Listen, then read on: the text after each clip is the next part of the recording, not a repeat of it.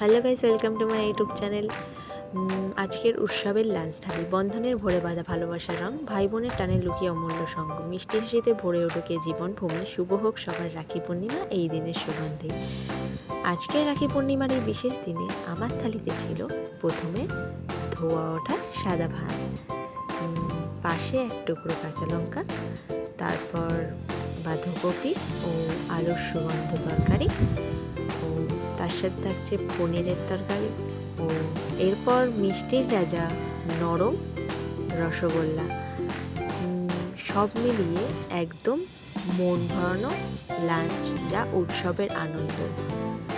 ও তার সাথে থাকছে শসা।